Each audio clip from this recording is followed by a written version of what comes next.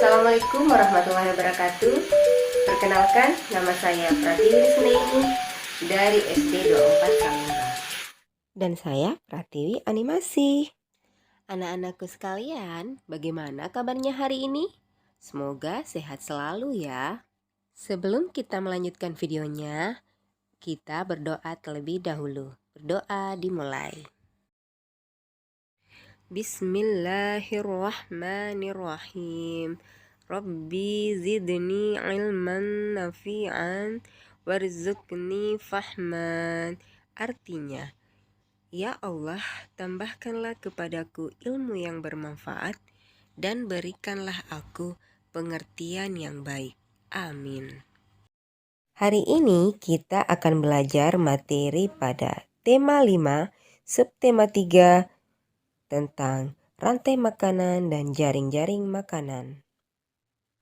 Di dalam sebuah ekosistem, hanya tumbuhan hijau yang mampu menghasilkan makanan sendiri melalui proses fotosintesis dengan bantuan air, karbon dioksida, klorofil, dan cahaya matahari.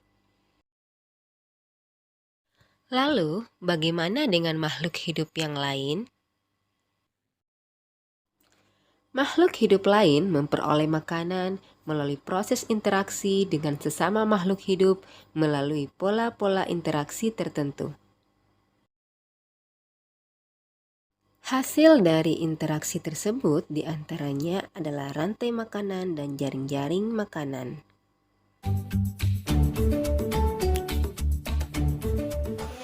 Rantai makanan adalah peristiwa makan dan dimakan antara makhluk hidup dengan urutan tertentu. Perlu anak-anakku ketahui bahwa di dalam komponen rantai makanan, makhluk hidup terbagi atas beberapa bagian, yaitu produsen, konsumen, dan dekomposer. Nah, yang dimaksud dengan produsen adalah makhluk hidup yang bisa menghasilkan makanannya sendiri. Contohnya, tumbuhan hijau. Sedangkan konsumen adalah makhluk hidup yang tidak bisa menghasilkan makanannya sendiri, jadi bergantung pada tumbuhan hijau atau produsen. Konsumen yang memperoleh makanan langsung dari produsen disebut konsumen tingkat 1. Dan konsumen yang memperoleh makanan dari konsumen 1 disebut konsumen tingkat 2. Dan seterusnya.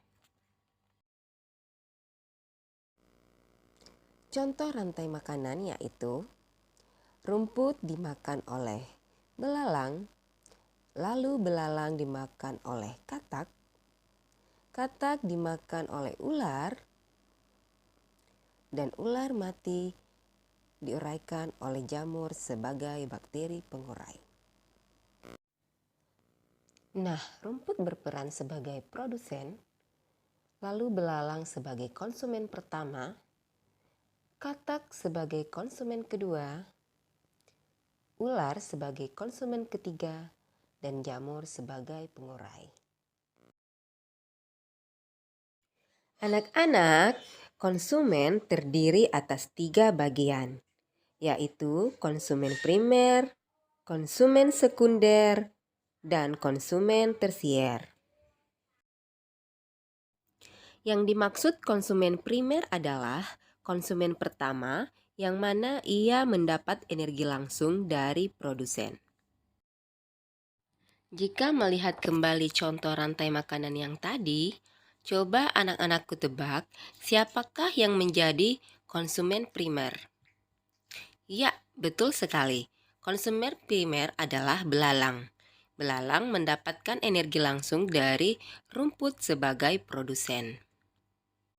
Hewan yang menjadi konsumen primer adalah hewan jenis herbivora, yaitu hewan pemakan tumbuhan. Selanjutnya adalah konsumen sekunder. Konsumen sekunder adalah konsumen yang mendapat sumber energi atau makanannya dari konsumen pertama. Hewan yang termasuk konsumen sekunder adalah hewan karnivora atau hewan pemakan daging. Nah, perhatikan contoh rantai makanan ini. Yang berperan sebagai konsumen sekunder adalah katak. Katak memakan belalang sebagai sumber energi.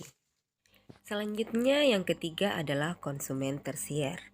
Konsumen tersier adalah konsumen yang mendapat sumber energi dari konsumen kedua. Pada gambar tersebut, yang menjadi konsumen tersier adalah ular. Ular menjadikan konsumen kedua atau katak sebagai sumber energi atau bahan makanannya. Selain produsen dan konsumen, di dalam komponen rantai makanan ada pula yang disebut dekomposer. Dekomposer adalah suatu organisme yang berperan menguraikan zat organik menjadi zat anorganik. Nah, perlu anak-anak ketahui juga bahwa dekomposer dapat menguraikan bangkai dan tumbuhan yang sudah mati, lalu nutrisi yang di dalamnya akan dijadikan sumber nutrisi oleh produsen atau tumbuhan hijau. Nah, selanjutnya kita akan mencoba mengurutkan rantai makanan pada ekosistem laut. Yang pertama, fitoplankton dimakan oleh zooplankton. Zooplankton dimakan oleh ikan-ikan kecil. Ikan-ikan kecil ini kemudian dimakan oleh ikan-ikan berukuran sedang. Lalu ikan sedang juga dimakan oleh ikan besar. Yang terakhir, ikan besar kemudian mati dan diuraikan oleh mikroorganisme. Pada rantai makanan di ekosistem laut ini, fitoplankton berperan sebagai produsen. Karena ukuran tubuhnya yang kecil dan jumlahnya yang sangat banyak, fitoplankton ini dijadikan cadangan makanan oleh sebagian besar hewan laut. Selanjutnya, zooplankton adalah konsumen tingkat 1, ikan-ikan kecil adalah konsumen tingkat 2, ikan-ikan sedang sebagai konsumen tingkat 3, dan yang terakhir ikan besar adalah konsumen tingkat 4 atau konsumen puncak. Kemudian, jika ikan besar ini mati, maka akan diuraikan oleh dekomposer atau pengurai berupa mikroorganisme ya anak-anak. Selanjutnya tentang jaring-jaring makanan. Jaring-jaring makanan adalah kumpulan beberapa rantai makanan yang saling berhubungan. Coba kalian amati pada gambar tersebut. Nampak bahwa pada jaring-jaring makanan terdapat beberapa rantai makanan yang saling tumpang tindih.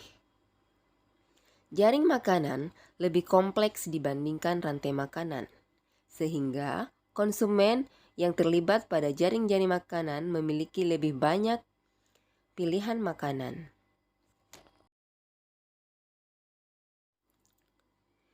Anak-anak sekalian, coba kalian perhatikan jaring-jaring makanan pada ekosistem kebun berikut ini.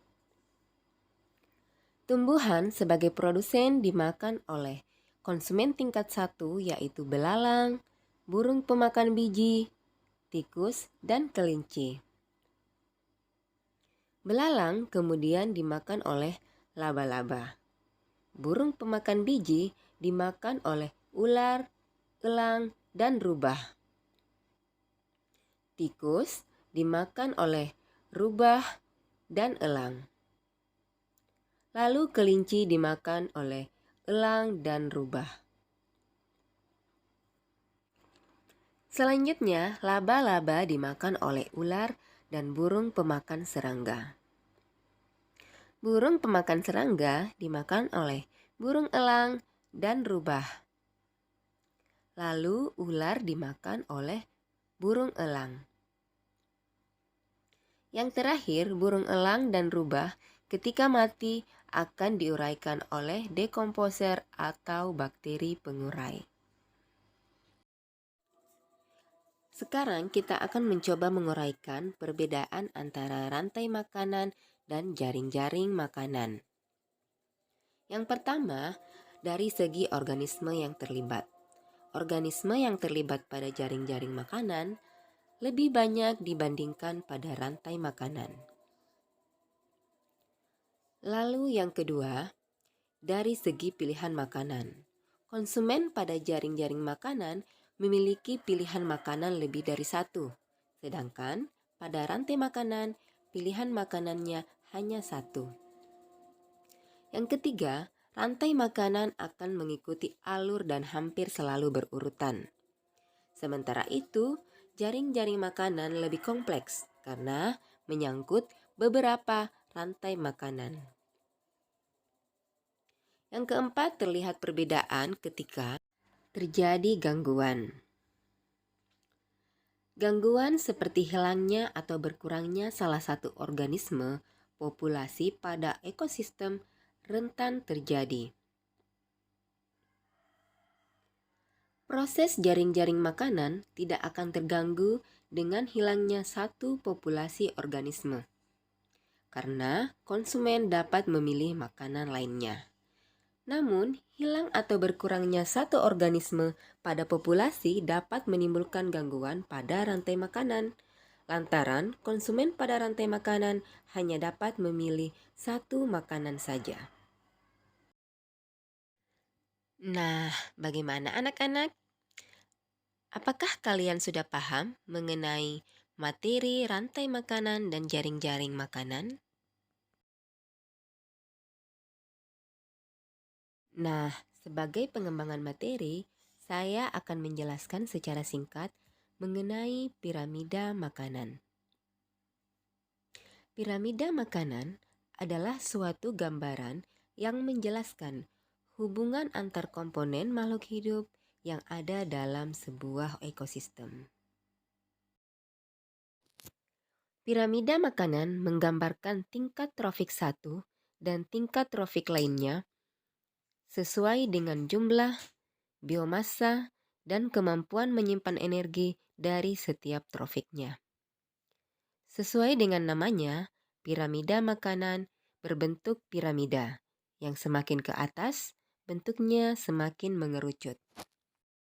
Komposisi yang berada pada bagian bawah piramida adalah produsen, dan komposisi yang berada pada bagian atas piramida adalah konsumen puncak. Piramida makanan dapat dikelompokkan menjadi dua bagian berdasarkan ekosistem makhluk hidup. Pengelompokannya yaitu: pertama, piramida ekosistem air, dan yang kedua adalah piramida ekosistem darat.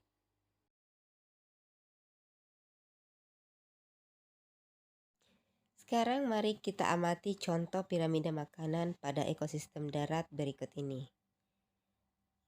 Di bagian dasar, tropik 1 ditempati oleh produsen. Contohnya adalah rumput dan tumbuhan yang biasanya dikonsumsi oleh konsumen 1. Pada tropik 2 ditempati oleh konsumen 1. Contohnya yaitu hewan pemakan tumbuhan seperti ulat, belalang, dan kelinci. Pada tropik 3 ditempati oleh konsumen nomor 2. Contohnya yaitu ayam dan katak. Dan yang terakhir yaitu pada tropik 4 ditempati oleh konsumen 3 atau konsumen puncak, yaitu elang dan ular. Baiklah, sekarang mari kita menyimpulkan kesimpulan hari ini. Yang pertama yaitu rantai makanan. Rantai makanan adalah peristiwa makan dan dimakan antar makhluk hidup dengan urutan tertentu. Lalu, jaring-jaring makanan adalah kumpulan antara beberapa rantai makanan yang saling berhubungan. Dan yang terakhir adalah piramida makanan, yaitu gambaran kejelasan hubungan antara komponen makhluk hidup di dalam sebuah ekosistem. Demikianlah materi hari ini. Sedikit banyaknya semoga bermanfaat. Assalamualaikum warahmatullahi wabarakatuh.